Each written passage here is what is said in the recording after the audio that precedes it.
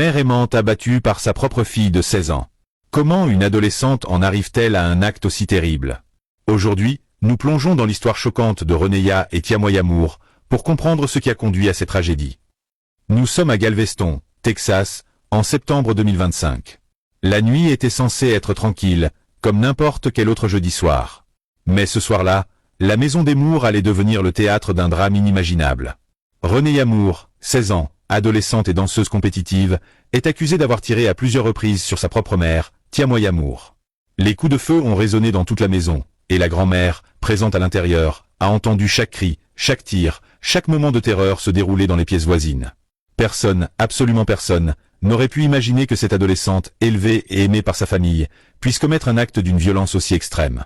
Les voisins, qui ont entendu le vacarme des coups de feu, ont raconté le chaos qui s'est installé instantanément. Des cris, des portes claquant, des enfants effrayés se cachant derrière les meubles. Les sirènes de police n'ont pas tardé à retentir dans le quartier, mais le mal était déjà fait. Cette tragédie, pourtant, n'est pas née ce soir-là. Elle trouve ses racines dans des années de tensions accumulées, de frustrations silencieuses et de conflits familiaux non résolus. Les disputes quotidiennes entre mère et fille avaient laissé des cicatrices invisibles, mais profondes.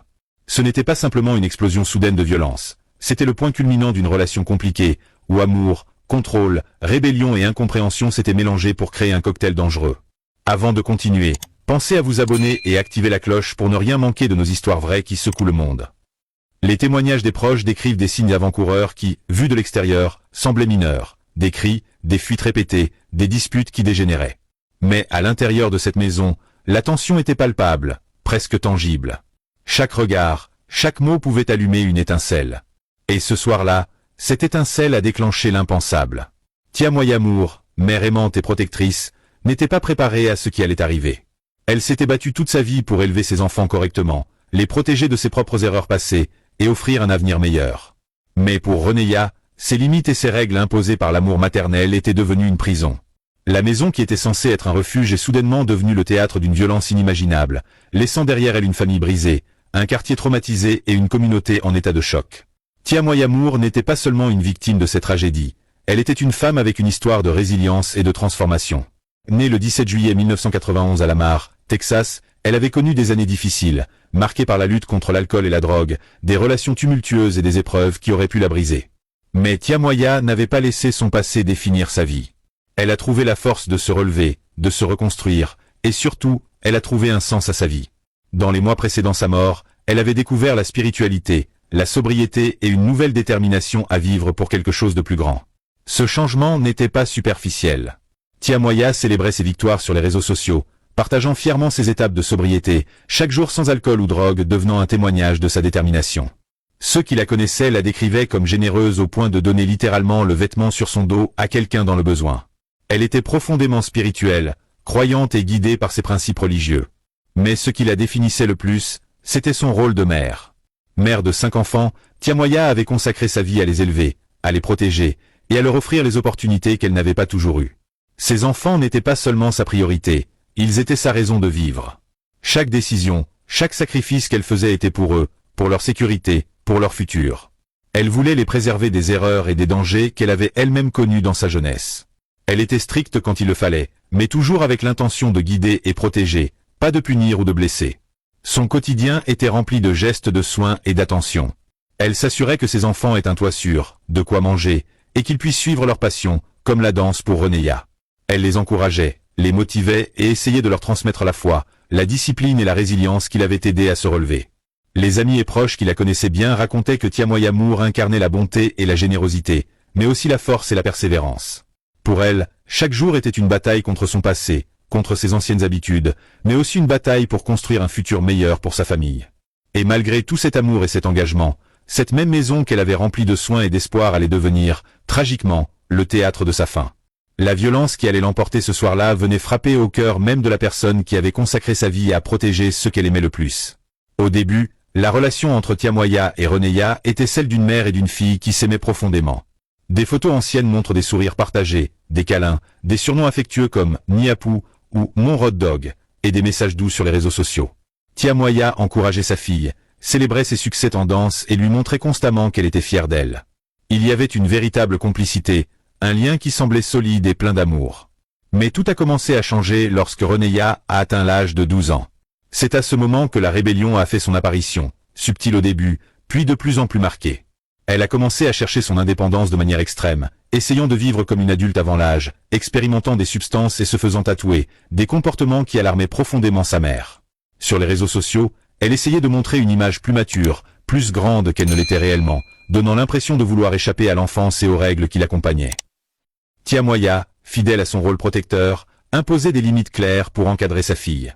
Elle confisquait les téléphones lorsqu'elle jugeait que la discipline était nécessaire, restreignait certaines sorties et refusait que des garçons entrent dans la maison. Ces règles n'étaient pas arbitraires, elles reflétaient son expérience, ses peurs et son désir de protéger sa fille des dangers auxquels elle-même avait été confrontée dans sa jeunesse. Elle voulait guider Roneya, lui montrer la voie, mais cette protection, bien qu'empreinte d'amour, était perçue par Roneya comme une prison. Pour l'adolescente, ses limites étaient une oppression. Chaque interdiction, chaque correction, chaque confrontation était ressentie comme un affront à sa liberté et à son identité. La tension s'est progressivement accumulée au fil des années. Les disputes, d'abord ponctuelles, sont devenues fréquentes, plus intenses, et parfois violentes dans les échanges verbaux. La maison, qui avait été un refuge et un espace d'amour, est devenue un champ de bataille silencieux, rempli de ressentiments, de colère et de frustration. La colère de Roneya, nourrie par ce qu'elle percevait comme des injustices, a grandi avec le temps. La rébellion d'une adolescente de 12 ans s'est transformée en défi ouvert à 15 ou 16 ans. Elle voulait se libérer des règles et de l'autorité de sa mère, mais en même temps, elle était encore incapable de gérer pleinement les émotions et les responsabilités qu'elle cherchait à embrasser trop tôt. Et cette accumulation de frustration, d'incompréhension et de limites perçues comme restrictives allait finalement précipiter l'explosion qui changerait leur vie pour toujours. La nuit du 11 ou 12 septembre 2025 a commencé comme tant d'autres dans la maison des Moore, mais cette fois, quelque chose de différent se préparait. La tension entre mère et fille, accumulée pendant des années, a atteint un point critique. Vers 19h49, les voix élevées ont résonné dans le quartier calme de Galveston. Les voisins ont d'abord entendu des cris, le ton montant et descendant, une dispute familiale qui semblait plus intense qu'à l'accoutumée. Mais personne n'aurait pu se préparer à ce qui allait suivre. Puis, un bruit sec, violent, a déchiré l'air. Boum, boum, boum, boum, boum. 5 coups de feu, rapides et précis. Tia Moya Moore s'effondre sur le porche de sa maison. À l'intérieur, la grand-mère et d'autres membres de la famille assistent, terrifiés, à l'impensable. La panique s'installe, les enfants hurlent, certains se cachent derrière les meubles, incapables de comprendre comment cela a pu arriver. Les voisins, choqués, appellent immédiatement le 911, tandis que les sirènes de police s'approchent, mais pour Tia Moya, il est déjà trop tard. Roneya Moore, après avoir tiré sur sa mère, prend la fuite à pied. Mais quelques instants plus tard, dans un geste qui glace le sang, elle revient sur les lieux, marchant calmement vers les policiers qui sécurisent la scène. Elle se rend sans résistance, comme si elle comprenait déjà que sa vie venait de basculer pour toujours. Les témoignages familiaux peignent un tableau frappant. Tia Moya n'était pas agressive dans ce moment final. Elle a simplement crié, essayant de faire face à sa fille armée, une mère qui voyait sa vie et celle de sa famille menacées dans une fraction de seconde. Il n'y avait pas de bagarre physique, juste la confrontation dramatique entre une adolescente hors de contrôle et une mère qui tentait désespérément de protéger sa maison et ses enfants. Dans les jours qui ont suivi, la petite sœur de 13 ans, Kiki, a pris la parole sur les réseaux sociaux pour défendre la mémoire de sa mère. Elle a insisté sur le fait que Tia Moya n'avait jamais été abusive, que ses décisions et ses limites étaient normales, justes et pleines d'amour. Selon Kiki, Roneya n'a pas agi en légitime défense contre une violence parentale, mais a réagi à des règles et des limites que tout parent responsable impose à un adolescent. Ces mots ont apporté un peu de clarté dans le chaos médiatique qui a immédiatement suivi, mais n'ont pas effacé l'horreur de cette nuit. Le quartier, d'ordinaire paisible, garde aujourd'hui la trace de cette tragédie. Les murs criblés de balles, le porche silencieux où une mère est tombée, et le souvenir d'une nuit où la vie a basculé pour toujours. Ce qui s'est passé ce soir-là n'est pas seulement un crime, c'est une illustration tragique de la manière dont des tensions non résolues, des frustrations et des incompréhensions peuvent exploser avec des conséquences irréversibles. Roneya est accusée de meurtre et détenue dans un centre pour jeunes. Le débat s'ouvre. Faut-il la juger comme un adulte ou comme un adolescent?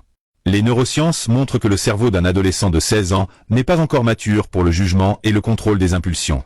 Certains appellent à la réhabilitation pour éviter que ce cycle de violence se reproduise, d'autres exigent des conséquences sévères. Cette tragédie soulève une question plus large. Comment la société définit-elle la responsabilité et la justice quand le meurtrier est un enfant? La mort de Tia Moya Moore a détruit une famille, mais elle nous force aussi à réfléchir. Comment protéger nos enfants quand la tempête de l'adolescence devient incontrôlable? Comment trouver un équilibre entre justice, compassion et prévention? Dites-moi ce que vous en pensez dans les commentaires, Et n'oubliez pas de vous abonner pour ne jamais manquer ces histoires qui font réfléchir.